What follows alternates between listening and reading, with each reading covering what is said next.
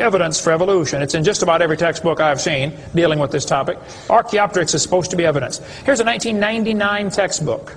This author is 13 years behind the time. Archaeopteryx means ancient wing. They're going to say, see, boys and girls, he's got claws on his wings. Yeah, so? 12 birds today have claws on their wings. The ostrich does, the Watson does, Turako does, ibis does. So what? It's kind of unusual, but 12 birds have it. They're going to say, well, he's got teeth in his beak. That proves he's got a reptilian feature. Well, now, wait a minute. Some reptiles have teeth, some don't. Some mammals have teeth, some don't. Some fish have teeth, some don't. Some of you have teeth, some don't. Okay? That doesn't prove a thing, all right?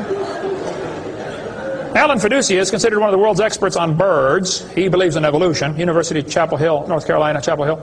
He said, paleontologists have tried to turn Archaeopteryx into an earthbound feathered dinosaur, but it's not. It's a bird, a perching bird, and no amount of paleo-babble is going to change that.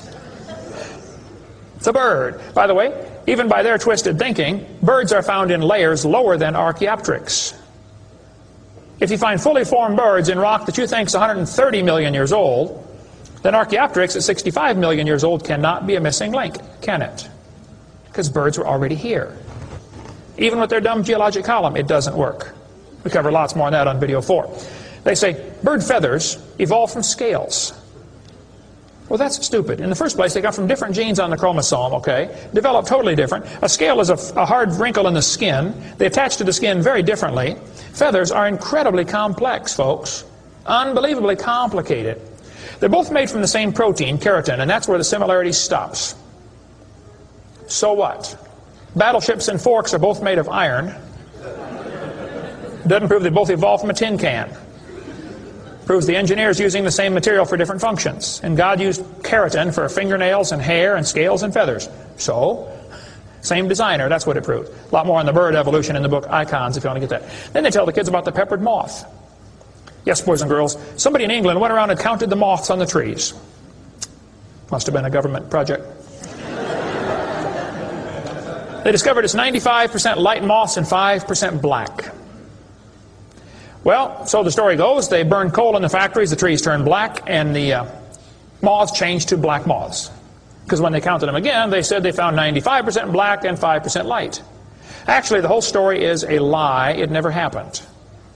After 40 years of watching, they found 2 moths on the trees. 2 total out of 40 years.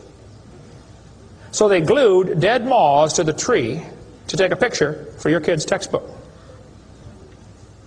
Then he wanted to get a picture of a bird eating a moth, so he put some moths in the refrigerator to calm them down, so they got nearly frozen.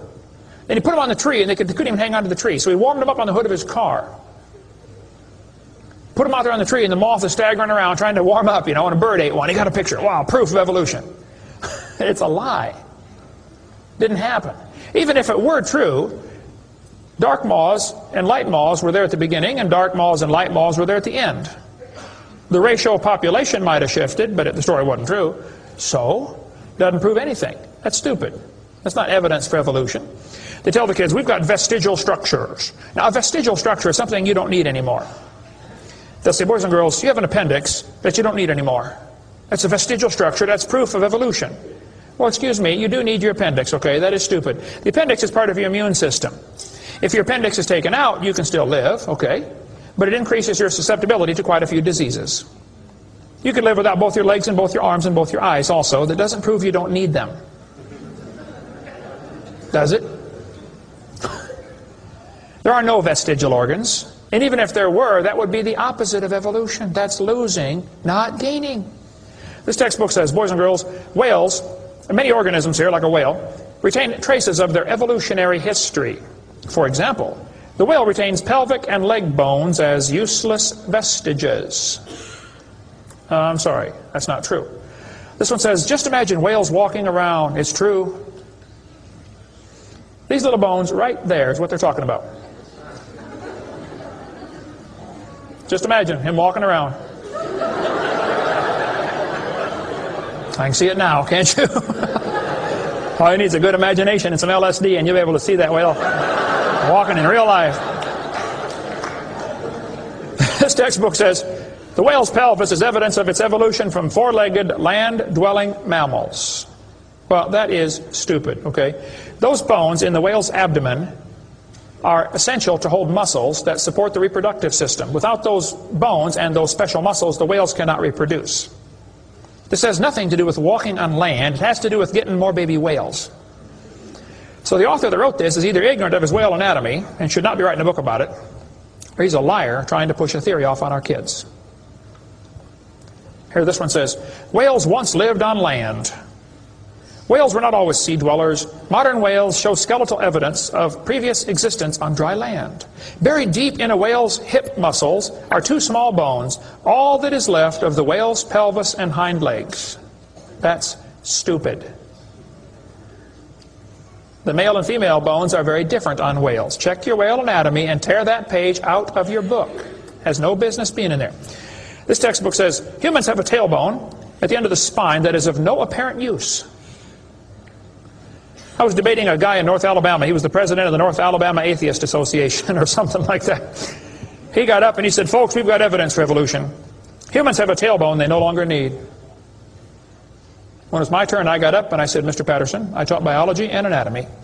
I happen to know there are 9 little muscles that attach to the tailbone, without which you cannot perform some very valuable functions. I will not tell you what they all are, but go read your Gray's Anatomy and you can figure it out. I said, however, Mr. Patterson, if you think the tailbone is vestigial, I, Kent Hovind, will pay right now to have yours removed. Bend over.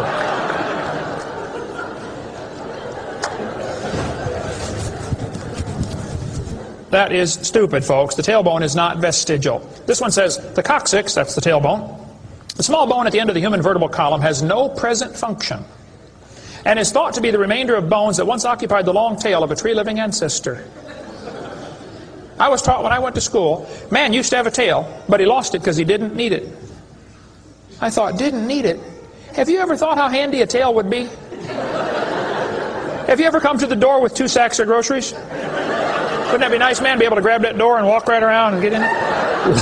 Lost it because we didn't need it. Man, you could drive the car and tune the radio knob and hold the Coke at the same time. We're going to tell the kids that lobe-finned fish show evolution. Yes, boys and girls, during the Devonian period, 410 million years ago, there were fish with lobe fins. What that means is a short arm and then the fin grows. Well, that's stupid, okay? The lobe-finned fish are still alive. They're called the coelacanths. And when they found the first coelacanth in 1938, first folks, people didn't believe it. They said it can't be true because they died millions of years ago. When they finally proved, yes, they're still here, all they said was, wow, they survived for millions of years. Never dawned on them to maybe question the whole theory. Never dawned on them. When Dr. Roy Mackal went to Africa and did expeditions on dinosaurs still alive in the African swamp, University of Chicago microbiology professor Dr. Roy Mackal wrote this book. He went over there twice, interviewed folks who've seen living dinosaurs. People who've never seen a white man. When he showed them the Apatosaurus, they said, yeah, that's Mokele Mbembe. He lives out in the river. He's not friendly. Don't get close. Dr. Mackal said, fellas, that's a dinosaur. They've been dead for 70 million years. The natives said, well, we're sorry. We didn't know about that. All we know is we see them out there once in a while. So Mackal gets back, writes this book, and says, folks, there are still some dinosaurs alive in Africa. Then he says, it's amazing. They survived for 70 million years. Never will cross his brain that maybe your basic theory is wrong. That thought will never enter his mind, I don't think. It ought to. Lobe-finned fish are still alive, folks.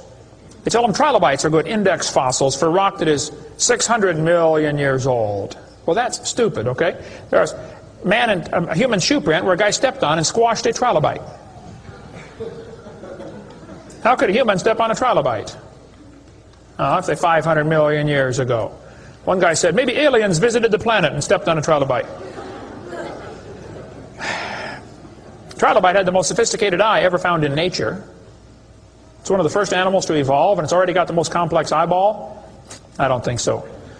The whole thing about index fossils is stupid, okay? There aren't any index fossils. The graptolites are the index fossil for 410 million year old rock, and yet they're still alive right now in the South Pacific.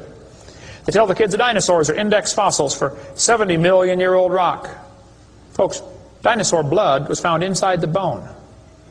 Don't you think it's going to decay in less than 70 million years? There's enormous evidence that man and dinosaurs have always lived together. We covered that for 2.5 hours on video number 3 of our Blue series of tapes. Gene Thomas, missionary friend of mine, was in the Congo swamp for 42 years as a missionary. He said, I had 2 pygmies in my church that killed and ate one. Yes, dinosaurs are still alive. California, 1925, this thing washed up on the beach, called California's Nessie. Laid there on the beach and rotted away. Here's a guy behind it with a rifle. In the front you can see the critter's head, neck going off to the right. The neck was 20 feet long. One atheist wrote me a letter and said, Hovind, you're so stupid. Don't you know that was a whale? Show me any neck on a whale, would you please? Neck on a whale, would you please?